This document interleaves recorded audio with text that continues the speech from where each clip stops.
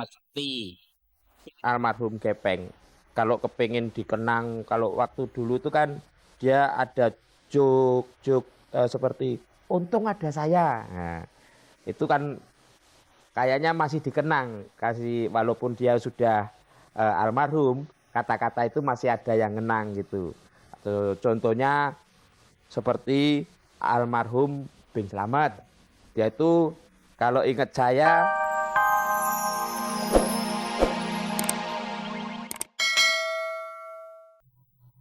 Lah wong aku ya durung nyambut gawe lho, Dik. Tahun 79 itu saya dikasih tahu oleh almarhum Pak Daliman, kamu tuh sebetulnya punya potensi. Saya tanya, potensi itu apa tuh Pak? Kamu tuh punya bakat. Mbok coba kamu ikut bapakmu di Sri Mulat sana. Saya lari ke Solo waktu itu. Tahun 79 bulan 10 tepatnya saya masuk ke Sri Mulat. Itu belum masuk, masih di Sri Mulat itu ada ketoprak namanya Cokrojiyo. Ketoprak Cokrojiyo saya diajarin sama bapak saya di situ. Diajari sama almarhum bapak saya. Kamu kalau kepengen masuk Sri Mulat jangan masuk dulu. Kalau kamu kepengen pinter, belajar ini naskah. Saya belajar terus naskah. Jadi selama 7 bulan itu saya nggak masuk Sri Mulat langsung. Tahun 81 saya tuh nonton mainnya Sri Mulat gimana, saya cocokin dengan naskah ini. Ternyata nggak cocok. Wong naskahnya itu cuman si A ini nanti begini ketemu si B ngomong begini. Di sini sama ucapan di situ nggak cocok. Nah ini saya kan bingung, setiap hari tanya terus nggak taunya itu improvisasi Sri Mulat. Ngomong sendiri jadi cuma garis besarnya aja. Oh begitu toh. Lah saya mesti harus belajar 7 bulan begitu. Tahun 81 baru saya itu boleh masuk belajar. Nah sampai sekarang tahun 82 Sri Mulat itu ada beberapa Sri Mulat. Saya baru dibuang ke sini. Di Jakarta itu 82. 82 saya masuk Sri Mulat. Kalau nggak salah pertama kali honor saya itu Sri Mulat pertama 375. 375 saya nikah tahun 78. 78 tuh tahun 79 saya punya anak. Terus masuk Sri Mulat pertama kali di Solo itu gaji saya 375 loh, bayangin. Tahun 79 gajinya 375 itu dapat apa? Padahal itu gajinya 2 kali ngambil. Jadi hari Rebo ngambil separuh, hari Sabtu ngambil separuh loh. Lucunya di situ. Terus naik lagi Rp25 jadi 400. 400 tahun 81 saya naik gaji saya. Wah, agak lumayan. 450 rupiah. Itu. Anak saya 1. Terus saya punya anak 2, gaji saya naik lagi 600 rupiah. Pindah di Jakarta tahun 82, gaji saya 1.250. Anak saya 2. 1.250 kehidupannya saya makan di Jakarta rumah gratis. Tapi anak saya jajannya agak deres. Wong rumah saya itu setiap hari mondar-mandir bakso. Belum di Jakarta itu makanannya makanan aneh-aneh. Ada siomay, ada sekarang ada itu hotdog. Wah macam-macam 1.250 dapat dari mana? Terus naik lagi tahun 82 akhir itu naik kalau nggak salah 2.750 itu udah kelas 3. Urutan kelas 3 itu 2.750. Apa? Lah wong aku Saya sebagai pelawak dulu itu pernah ketemu sama dosen. Saya tanya, apa artinya seniman, Pak? Seniman itu apa? Dia jawab itu seniman itu adalah media. Seniman belajarnya dari media dan dari alam. Saya bingung mikirnya. Dari alam sama media. Iya, kita mesti harus belajar tahu situasi dan tahu sekarang itu yang diobjekkan itu apa begitu. Oh, jadi belajarnya harus dari situ. Saya tanya betul-betul mendetail karena saya nggak tahu seniman itu apa. Seniman soalnya macam-macam. Ya ada kayak saya sendiri sebagai pelawak, seniman tari, lukis macam-macam.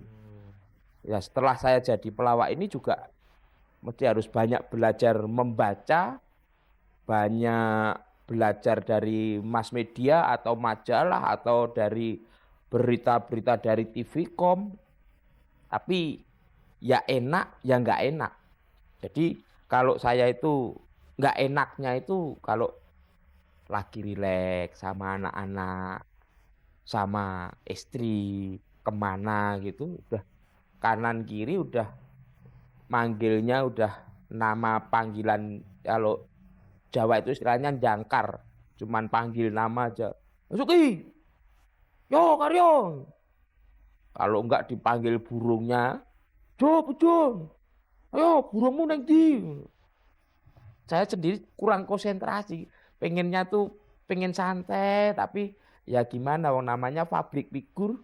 Kalau saya itu enggak nengok dikira sombong, kalau nengok manggilnya kok ya kebangetan begitu. Aku sendiri tuh gimana gitu loh.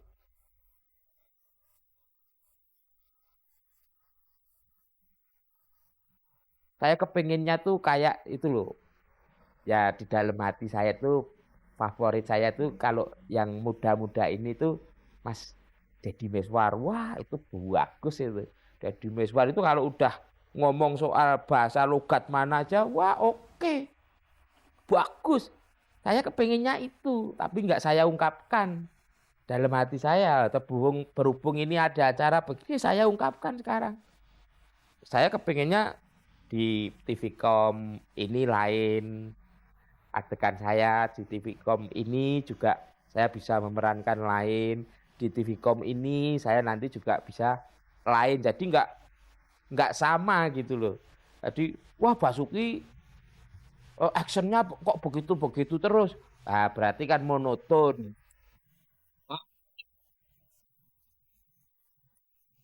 Mesti. Almarhum Gepeng kalau kepengen dikenang, kalau waktu dulu itu kan dia ada joke seperti untung ada saya. Nah, itu kan kayaknya masih dikenang, kasih walaupun dia sudah almarhum, kata-kata itu masih ada yang ngenang gitu. Atau contohnya seperti almarhum Bing Slamet, dia itu kalau ingat saya, dia suaranya itu di rekaman bisa kecil, ada yang gede gitu, suaranya kan ada suara dalam gimana gitu, nggak tahu itu aturan dari soundnya atau gimana gitu kan. Lagunya itu kan ada tuh, nonton Koboi apa-apa itu lagu itu sampai sekarang pun juga masih dikenang. Almarhum Benyamin itu apa juknya itu apa gitu, kalau pengen dikenang terus oleh masyarakat. Ya kita mesti harus bikin supaya masyarakat itu bisa mengenang kita terus bagaimana gitu. Seperti kalau saya sendiri waktu itu nyoba-nyoba yang tak pikir-pikir, nah itu umpamanya itu juga bisa dikenang. Ya kita harus apa ya, harus mencari terus gitu loh. Jadi tidak selalu monoton, besok lawakan di sana pakai begini, lawakan di daerah lagi pakai itu lagi. Kan menonton itu kan pelawak jelei gitu. Ada yang ngomong begitu, ada. Lah kita mesti harus belajar atau sinau.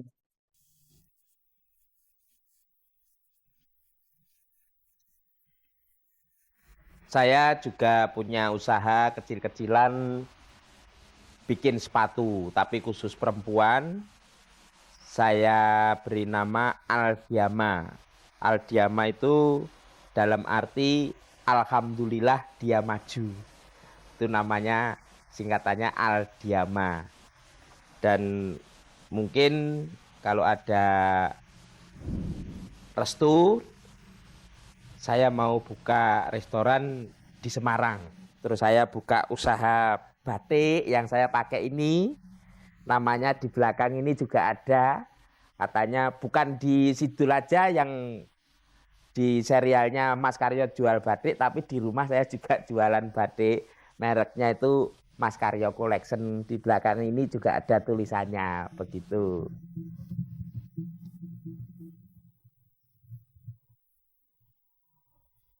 Kalau tentang jurusan kenyanyi-nyanyian, itu sebetulnya saya tidak ada maksud.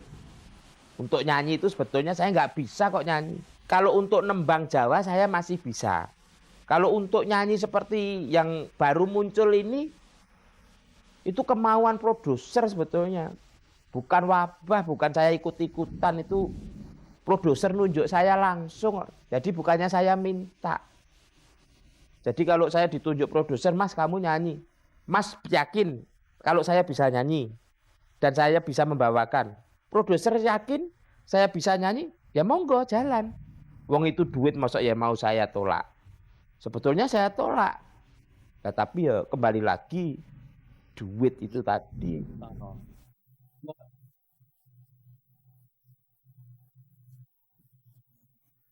Dan saya titip pesan sama Televisi Pendidikan Indonesia. Semua pemirsa, baik di rumah maupun di mana saja berada, yang punya anak, mamanya bakatnya itu jadi seniman, seperti saya ini jadi pelawak. Jadi pelawak itu sebetulnya juga tidak jelek. Buktinya saya sendiri. Kalau punya bakat, silahkan teruskan aja, Bapak Ibu bimbing anaknya jadi pelawak juga nggak apa-apa, itu juga nggak jelek kok. Kalau seandainya anak ibu yang perempuan jadi istrinya pelawak umpamanya, biarkan saja. Orang pelawak itu juga nggak jelek kok. Apa toh jeleknya di pelawak? Kalau nggak lucu, itu saja. Ya kalau lucu seperti saya, buktinya lo, ya toh?